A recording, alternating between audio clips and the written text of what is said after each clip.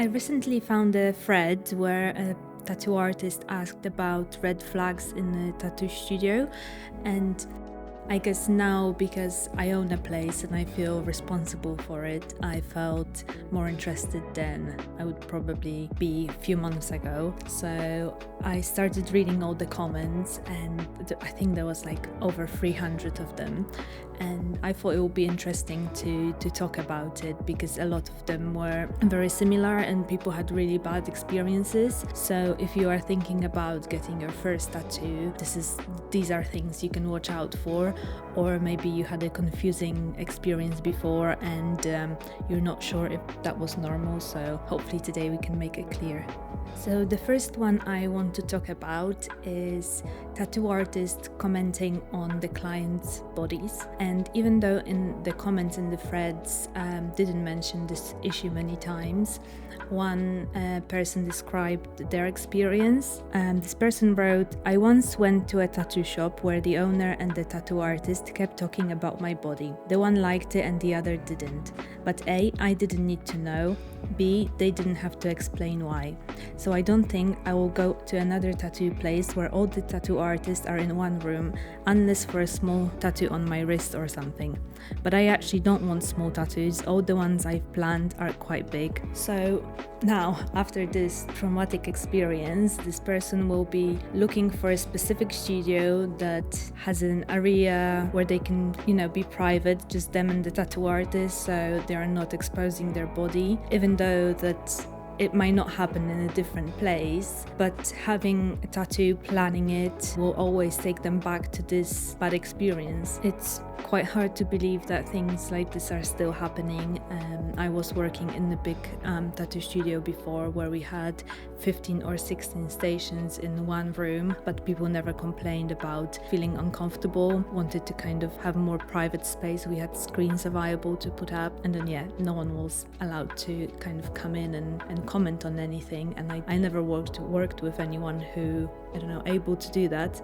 So I'm really sorry that this happened to this person. If it ever happens to you, this is not normal and it's definitely not okay. I wouldn't go back to this kind of studio. The second red flag is something that a lot of people mentioned in their comment, and it's not being greeted, being ignored, or not being acknowledged by anyone in the studio. And this is something I personally really don't like in a tattoo shop. I believe that getting a tattoo is a luxury, and apart from the piece of art on your skin, it's supposed to be a great experience and something that you're gonna remember for a long time. When you look at your tattoo, you don't want to remember the day when you felt awkward, that you didn't feel welcomed in the space. When I work with different tattoo artists, I really appreciate when they also look after my clients, and I try to do the same. For example, when I'm busy, or when they notice that the client is not feeling well, or just being a nice person to be around, and it can create a great atmosphere in the studio and make people want to come back. The next problem is an artist turning up late or cancelling the appointment an hour or so before, and I understand that it can happen now and then, but in this case, this person was explaining how she was getting a sleeve, and every time the artist was late, and few times throughout the process cancelled the appointment when she was already on the train, and was taking a day off work for this tattoo. So I can imagine how annoying it has to be. Like, remember, if it happened once, and sometimes you can just feel when the person is being honest that they had some kind of accident on the way, and then the opposite when they are basically hungover, or just are not making enough effort to make it on time. You can see that they are not prepared for the appointment, design is not done. This is not how you should treat your clients, and sometimes I wish people could put themselves in the opposite situation and imagine how the other person is feeling. Another big red flag is dirty, dusty studio. and I've put it in the same category, carpets on the floor.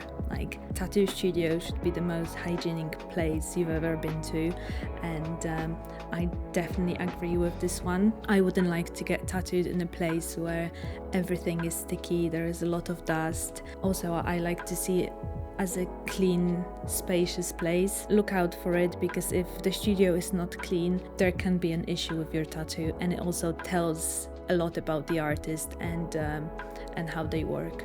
And last but not least is having too many beds in one room and the beds being too close to each other. And this is something that would be very important to me if I was getting tattooed. I like to have space around me, and getting tattooed is especially stressful for many people, so I believe it's very important to have the space to breathe. Also, it links to the first issue, that if there are no private rooms, at least having some distance between other people is necessary. In our private studio, we could have 3 or 4 beds, but decided to go just for 2. And a lot of clients already mentioned that they prefer it that way, and they feel very calm and comfortable in this space. So it's just a proof that does make a difference. Please let me know in the comments below if there are any red flags that I haven't mentioned, or maybe some positive things that you didn't expect from a tattoo studio, but it made the whole process more enjoyable. And please subscribe to the channel. Thank you for watching.